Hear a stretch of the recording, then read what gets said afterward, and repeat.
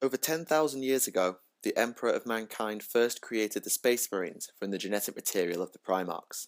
Designed to be faster, stronger, tougher than any human, as well as much more, the Adeptus Astartes have formed arguably the most powerful offensive and defensive force in the Imperium, at least in any numbers. Every race to have encountered humanity knows of the Space Marines and what they're capable of, outfitted with the best armour and weapons in the overall Imperial armoury.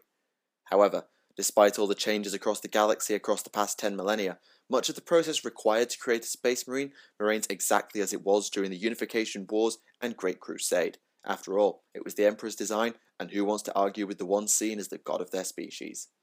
Today, we shall explore what we know of this process, discovering how a human is ascended to become an Astartes, as well as looking at their iconic power armor and its evolution through the ages. We'll not be covering the recruitment process itself in much depth, focusing instead on the biology and genetics of the transformation, but I hope this will shed some light on the creation of these legendary warriors. My name is Michael for Tactica Imperialis, and welcome to 40k Stories. Perhaps unsurprisingly, the process of creating a Space Marine is incredibly long and more than a little bit tricky to do. In fact, it appears to take the best part of a decade in standard Terran time, if not longer, to implant all the organs and perform the necessary procedures to transform a human into an Astartes. Recruitment starts young, with children around the age of 10 probably being the ideal candidates, and though any human could theoretically be compatible, feral and death worlds are often considered as prime recruiting grounds, as they often produce the best warriors. See Baal, Fenris, Cretaceea, the list goes on. However, it is commonly thought that the lower reaches of the hive worlds are actually the best spots. The gangs there can sometimes be rounded up en masse, as their psychotic edge and talent for violence are highly desirable traits. Even amongst these, the best physical and mental crop of humans for the job, only a tiny percentage will ever make it to become a Space Marine. Due to the genetic sequencing, all Astartes must be male, and only a certain physiology will allow people to receive the implant or mental conditioning in order to make the transformation. The fate of those who don't make the cut is unclear and probably varies quite a lot, but it is common for their descendants to become chapter serfs, who serve and essentially keep the chapter running, so I assume they're simply retained by the Marines if they're not killed or mutated by some quirk of bad luck. If you are part of that select lucky few, however, you'll be given the first of the implants, and your title will change from an aspirant to a neophyte, the official name for a Space Marine scout. You're on the way to Astarteshood. So, you passed the first basic tests and you're one of those lucky few selected for Ascension. But what happens next? Surgery, and a lot of it.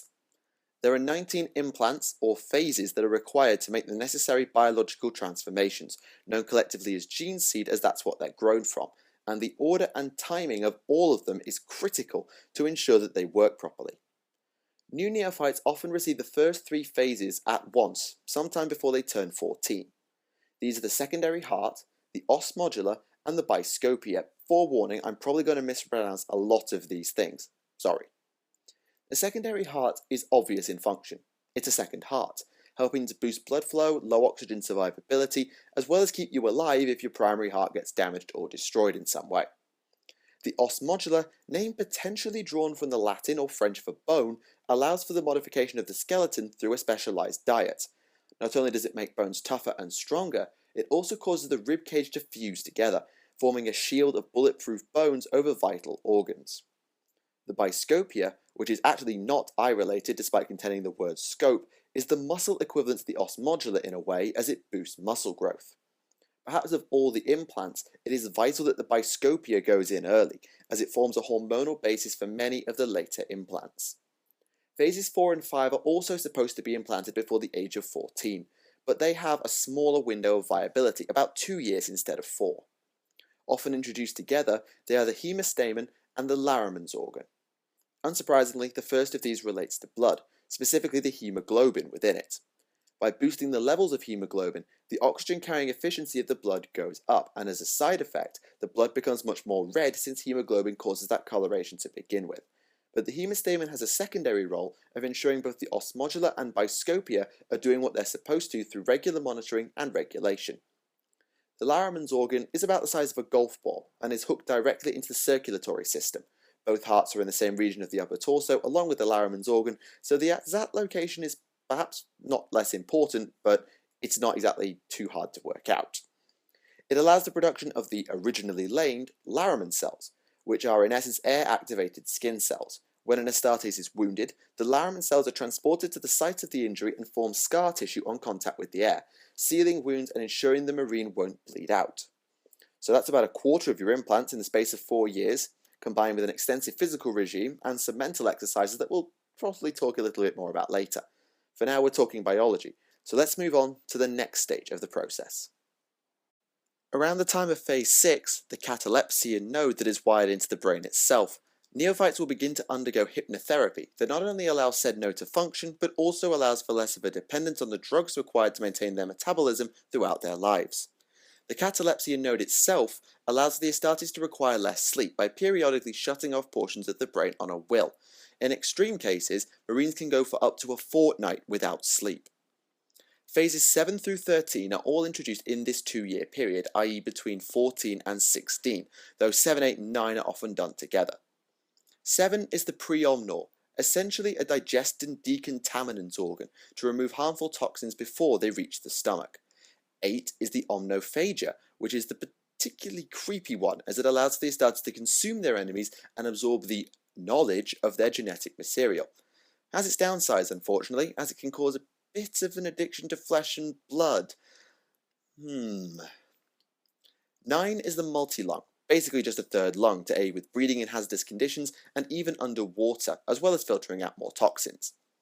Number 10 is the oculobe, and while it's not directly responsible, it allows the Marine to undergo further modifications that grant far superior vision, even in low light conditions. Sadly, it's not believed that the spectrum of light Astartes can see in is enlarged, despite the obvious potential benefits of seeing in infrared. The 11th implant is the lineman's ear, which is actually a direct replacement for the original human ears rather than a modification to them. One assumes it enhances natural hearing ability, but its main perks are that it eliminates any potential motion sickness, useful if you're coming down in a drop pod among other things, as well as allowing the filtration of certain sounds, making Space Marines excellent at eavesdropping, as well as blocking out the words of their foes if they're getting a little bit mind-control-y, magic-powery. Yeah, that sounded better in my head. Number 12 is the Susan membrane, short for suspended animation. Eventually encompassing the entire brain and ultimately useless without drugs and practice, the membrane allows the Astartes to enter a suspended animation state, hence the name. This can be done consciously if necessary, or as a reaction to mortal injury to keep the Marine alive for potentially up to 500 years, but it's unclear whether they can wake up alone as it's stated chemical therapy or autosuggestion is required. The final implant you can receive in the 14 to 16 subgroup is the melanchromic organ, essentially creating a radiation shield within the skin of the Space Marine. Sunburn? Never an issue again, as their skin darkens to compensate when exposed to UV, and even more harmful forms such as X-rays or gamma radiation can be blocked by the melanchromic organ, though I don't know if it's 100% effective. There are 2 more implants that a Space Marine receives before they turn 16, though these 2 have an even smaller window of viability than phases 6 through 13.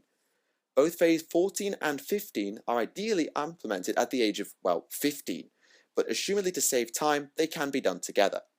They are the oolitic kidney and the neuroglottis. The kidney actually tag teams with the secondary heart in a way, as the increased blood flow allows it to work more efficiently. Its purpose is simple: toxin filtration. On a day-to-day basis, it monitors the circulatory system, but should the Astartes be poisoned, the blood flow will spike and the kidney will filter it out. This can knock the Marine unconscious whilst the process goes on, particularly if the strain is more virulent, but that's probably a fair price to pay for total immunity to most poisons. This will, I assume, also be the reason why it's extremely difficult for a Space Marine to get drunk.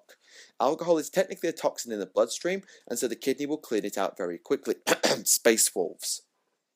The final pre-16 implant, the neuroglottis, is tied to taste, as many of you might have guessed from its name. It essentially enhances the taste buds of the Space Marine, and whilst this undoubtedly has some use for savouring a good meal, it also allows for taste-based tracking of enemies and the easy identification of chemicals, though that may require all the various anti-toxin systems to fire up in case you lick something you're not supposed to. The remaining 4 implants are usually given between 16 and 18, and are perhaps the best known as well as the most important in some ways. The mucranoid is implanted into the lower abdomen, and though it actually serves no purpose until externally activated, it grants massive resistance to heat, cold, and even the vacuum of space to some extent.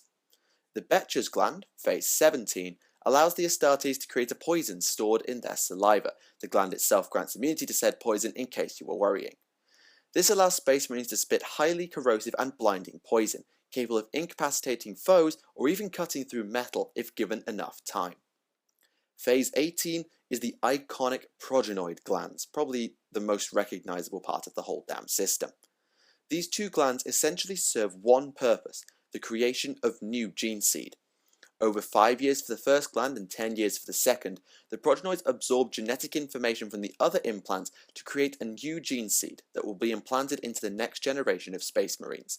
The new Geneseed is then extracted once it is ready, though it is also common for progenoids to be extracted on the battlefield by apothecaries of the chapter if a battle brother is killed. Funnily enough, this now universal practice was seemingly much less common amongst the Legiones Astartes, probably because there was just a huge supply available in reserve. It was the Emperor's children who first introduced it after the Blight destroyed or corrupted much of their stocks. Finally, there's the black carapace. Implanted as sheets directly beneath the skin, the carapace's role is to allow connection between the Astartes and his power armor. Without it, many of the armor systems simply will not function, which is why the patterns used by the Sisters of Battle, the Inquisition, or basically anyone who's not a Space Marine are rather dramatically different. The carapace also allows for a direct interface between vehicle crews and their charges. This is in a sense making the crew part of the tank, and it makes them much more intuitively skilled at their jobs even beyond their training. It is, however, unlikely that the crew is connected directly to the machine spirit, as it's only seemingly tech marines and other adepts of Mars who can commune with them. And that's it. Genetically, at least, you are a Space Marine. That's everything that goes into it. However, it takes much more than physical enhancement to truly make a member of the Adeptus Astartes. The mind must be prepared as well. As mentioned earlier, neophytes begin to undergo hypnotherapy around the time that the Catalepsy node is implanted, all the way back in phase 6. This therapy is vital not only for that implant, but also for the oculobe, as their function is only truly performed correctly with the aid of this. The exact process is of course unclear, it's hypnosis after all, but it involves the introduction of stimuli to the entranced neophyte that allows them to be exposed to all of the subconscious work their implants are doing and allowing them to control them. This will particularly be of use for the Lyman's ear and the melanchromic organ, I suspect, but even if it helps create self-control, it cannot allow the Marines to turn off their implants, e.g. to allow them to get drunk, cough cough, space wolves again. Alongside the hypnotherapy is the ominously named indoctrination. The process here is completely unknown, but essentially it grants the neophytes control over both their body and their memory. Some develop photographic memories as a result of indoctrination, and all gain a mastery of their nervous system to be able to ignore even the most crippling pain. It also increases their reaction time and thought processing rate, though every Marine is intellectually different just like regular humans, so the exact results do vary. Blimey, that was a lot of biology, wasn't it? Thankfully we can leave the organic science behind and move into the world of physics as best we can, much more my area of expertise. Yep, it's time to talk about power armor. Power armor is made of ceramite, which as the name implies uses ceramics as a basis. It also integrates metallic elements and alloys into its design, though the exact composition unfortunately is a mystery to me. Whatever the detailed formulae are, the result is clear. Ceramite is not only highly resilient to physical impacts, but it also deals very well with energy dispersion and thermal resistance, making it effective against almost all forms of weaponry. I would suspect therefore it incorporates insulators with a very poor thermal and electrical conductivity, which the ceramics count as to an extent, but there are metals that help too. But those other metallic elements will also have a purpose. My hypothesis is that they form some form of Faraday cage, named after an old Terran scientist, which allows electric fields and thus EM radiation to be dispersed across the armour without harming either the Astartes or the other equipment stored within the armour. Unfortunately, I've not had the chance to recover a suit for detailed analysis, forcing me to speculate, but I'll stop with all that physically rambling now or I'll still be at it by the time we hit our next Legion world. Power armor is fully enclosed, protecting the wearer from toxic environments and even the vacuum of space, kinda, and contains a vast suite of systems. Often these systems require the direct interface of the black carapace, the final and perhaps most critical Geneseed implant, to work. With the carapace, the armour is more akin to a second skin, but for non-Astartes in power armour such as the Adeptus Sororitas, many features are simply inaccessible. You would assume, correctly, that such a suit would be incredibly heavy and cumbersome, and it's only through fibre bundles in the armour that this weight can be taken without too much impedance on movement. These bundles are driven by electricity in some way, and thus require power, which is what the backpack is for. This contains a power source for the armor's many systems, though I don't know what fuel is actually used. It's said by some to be practically infinite, so conventional liquid or gas fuels seem unlikely to me. Perhaps some form of reactor? Actually, given the need for the advanced cooling systems in the backpack, that doesn't seem too unlikely. But then there's a solar collector on the back for emergencies. Wait, speculating again, back on track please. The amount of stuff packed into Astarte's patterned power armor is simply ridiculous. The boots can be magnetized to allow walking in space or low gravity, sealed environments with internal oxygen supplies help too when out in the void. Their communication array and other tactical features can be caught up with a thought. Their helmets can see in infrared and ultraviolet, and there's even a nutrient reservoir and comprehensive light support suite to keep the Marine fighting without needing food or dealing with injury. Combine these with the already prodigious biology of a space marine as we've previously discussed, and you begin to understand why the rest of humanity sometimes views the Astartes with an air of mysticism and fear, I suppose. Although the fundamental principles of power armor have hardly changed, there have been 8 major designs or marks of armor, dating back to the Unification Wars and the legendary Thunder Warriors. Because of the lightning bolt symbol that was the symbol of the early Imperium, and possibly also due to the name of the warriors wearing it, Mark I was nicknamed as Thunder Armor, and it was actually very different even to the next couple of designs. The suit was designed during the Unification Wars and only saw combat on the comparatively hospitable Terra, Luna, and Mars, and as such there was no closed helmet and no life support systems. Once the Great Crusade began in earnest, Mark II was developed, known commonly as Crusade Armor for possibly obvious reasons. This armor was much more recognizable compared to Mark I, fully enclosed, life support, and the introduction of the medical software still present today. The helmet itself was fixed in place, though the wearer could turn their head inside, and despite its age and the difficulty in repairing the overlapping plates, many believe Mark II to be the most efficient power armor ever developed. Quite a record. Mark III, known as Iron Armor, was designed as an alternative to Mark II as opposed to a replacement, designed with extra frontal plating and packing much more weight than its cousin. Designed for and still used in boarding actions or frontal assaults, it was never viewed too highly due to being rather clumsy outside of its preferred role. The true replacement to Mark II came in the form of Mark IV Maximus Armor. New technology uncovered on Mars and the increased expertise of the designers allowed for the helmet to be rotated alongside the wearer's head for the first time. But the Mark IV also lost a degree of flexibility due to modifications to the leg plates, though it became much easier to maintain and make as a consequence. At the time of the Horus Heresy, Mark IV was almost universal, as the Legiones Astartes all at least partially used it or its components, and as a result, it's still in use today. In fact, some chapters are still capable of building the thing. The originally planned Mark V armor would in fact become Mark VI, as Mark V was commonly associated with the Horus Heresy that broke out around the time of its development. Heresy armor, as it's now often known, was something of a mishmash of other armors due to some legions running low on spares or being forced to salvage. Despite its seemingly random nature, it was surprisingly standardized and was the most common style of armor seen in the Horus Heresy. Mark VI, the originally planned Mark V, had been trialed during the Great Crusade by the Raven Guard, and was such a success in the hands of the 19th Legion that it became known as Corvus armor in honor of the Primarch Corvus Corax. This was the pattern of armor that caused the nickname Beakies from the Orcs thanks to its distinctive helm, and it incorporated advanced sensors and stealth systems that allowed the field-testing Raven Guard to outmaneuver even the Eldar in the Scalland campaign. Due to being such a late development, Mark VI was seen sporadically in the Heresy, mainly in the hands of the Raven Guard and the Alpha Legion, who acquired their own sets and modified them. Today, it's far more commonly associated with Imperials than Chaos, even though the traitor forces were able to capture and even create Mark VI. During the Heresy, the Imperium was actually already working on the successor to Corvus armor, and it is suspected that the very first suits of this new Mark VII armor were deployed during the siege of the Imperial Palace. Mark VII, known as Aquila armor due to it being the first pattern to universally bear the Imperial Aquila upon it, is still the most commonly used pattern 10,000 years later, and bears a lot of similarities to Mark VI. The main changes were the chestplate and the helmet, though there is still a degree of interchangeability between old and new. Given the technological stagnation within the Imperium post-Heresy, many would be forgiven for thinking Mark VII was the last power armor design ever developed. But in recent times, a new heavily modified variant has begun deployment as well. This Mark VIII is known as Errant armor for reasons I can't discern, other than perhaps being a reference to ancient Terran knights. Not the Astartes Knights Errant from the Horus Heresy and Malcador, the really ancient cavalry or something, I don't know.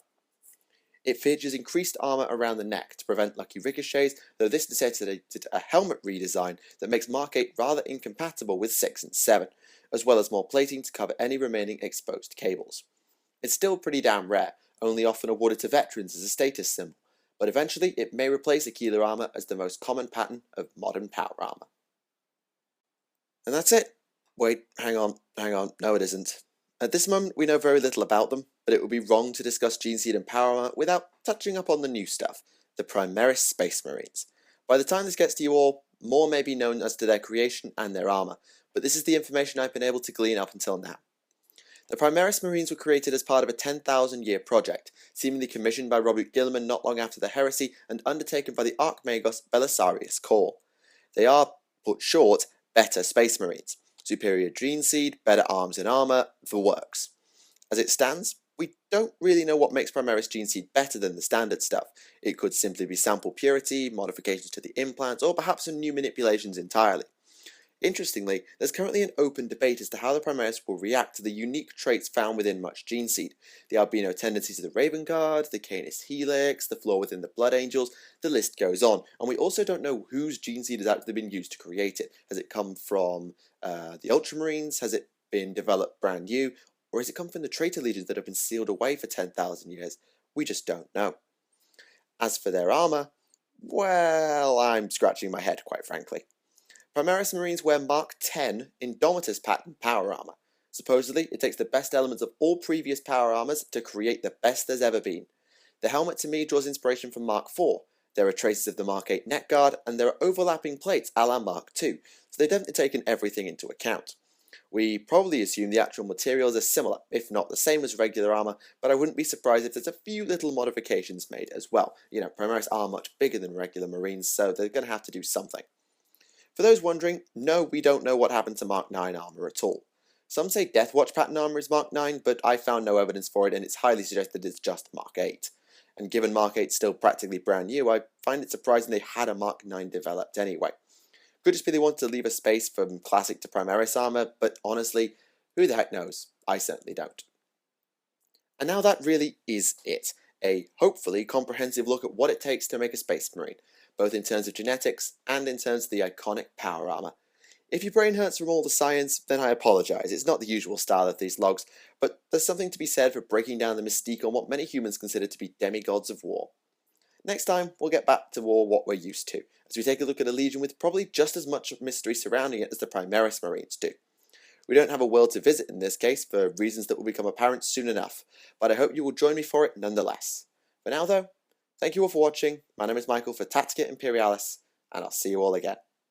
Goodbye.